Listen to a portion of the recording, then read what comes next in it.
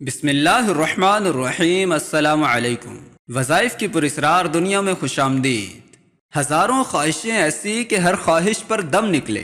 جی ہاں ناظرین، خواہشات، حاجات اور ضروریات تو انسان کو چاروں طرف سے گھیرے ہوئے ہے۔ کبھی کبھی انسان کے دل میں اٹھنے والا خواہشوں کا غبار انسان کو بے چین کر دیتا ہے، اور اس کے دل میں یہ تڑپ اٹھنے لگتی ہے کہ کوئی ایسا راستہ اور طریقہ اسے میسر آ جائے کہ جس کو اپنا کر یہ اپنی جائز حاجات اور خواہشات کو پورا کر سکے۔ اگر آپ بھی ایسی کیفیت سے دوچار ہیں تو مبارک ہو، کیونکہ آج جب کہ یہ ویڈیو اپلوڈ کی جا رہی ہے، اس سے کچھ ہی دن کے بعد ایک ایسی رات آنے والی ہے جس میں آپ اپنے رب سے اپنی ساری حاجات پوری کروا سکتے ہیں۔ یہ رات کوئی عام رات نہیں، اس رات میں اللہ تعالیٰ خود آسمان دنیا پر تشریف لے آتے ہیں اور اعلان فرماتے ہیں کہ ہے کوئی ایسا جو مجھ سے بخشش مانگے اور میں اسے بخش دوں، کوئی مجھ سے رزق مانگے تو میں اسے رزق عطا کروں، کوئی مجھ سے خیر طلب کرے اور میں دنیا جہان کی ساری خیریں اس کی جھولی میں بھر دوں۔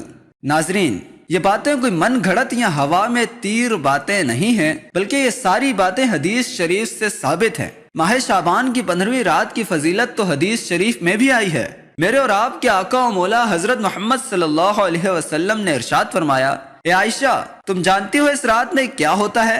عرض کی، یا رسول اللہ بتلائیے اس میں کیا ہوتا ہے؟ آپ صلی اللہ علیہ وسلم نے ارشاد فرمایا کہ آدم علیہ السلام کی اولاد میں جو شخص اس سال پیدا ہوگا اور جو اس سال میں مرے گا، اس کا مرنا اور پیدا ہونا لکھ دیا جاتا ہے، اور جو فرشتے ان کاموں پر مقرر ہیں ان کو اطلاع دے دی جاتی ہے، اور جتنا جتنا رزق اس سال میں مخلوق کو ملے گا سب لکھ دیا جاتا ہے۔ اور اس 15ویں رات اللہ تعالیٰ سورج ڈوبتے ہی آسمان دنیا پر تشریف لے آتے ہیں اور ارشاد فرماتے ہیں کہ ہے کوئی نیک بندہ ایسا جو مجھ سے بخشش مانگے تو میں اسے بخش دوں، کوئی مجھ سے رزق مانگے تو رزق عطا کروں، کوئی مصیبت کا مارا مجھ سے دعا کرے تو میں اس کی دعا قبول کروں۔ اسی طرح صبح ہونے تک ارشاد فرماتے رہتے ہیں، بس بندوں کو چاہیے کہ اس رات میں خوب عبادت کریں اور اپنے گناہوں کی معافی مانگیں اور 15ویں تاریخ کو روزہ رکھیں۔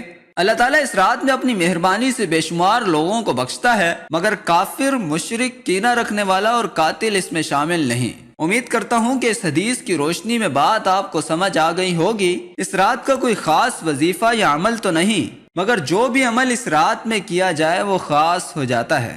استغفار اللہ تعالیٰ کے ہاں بہت ہی محبوب عمل ہے۔ درخواست یہی ہے کہ اس رات میں رب تعالیٰ کے سامنے اپنی غلطیوں، کوتاہیوں اور گناہوں پر پشیمانی کا اظہار کریں اور کثرت کے ساتھ توبہ و استغفار کے کلمات ادا کریں۔ انشاءاللہ اسی کی بدولت آپ پر رحمتوں کے دروازے کھول دیے جائیں گے اور آپ کی ساری جائز تمنائیں پوری ہوں گی۔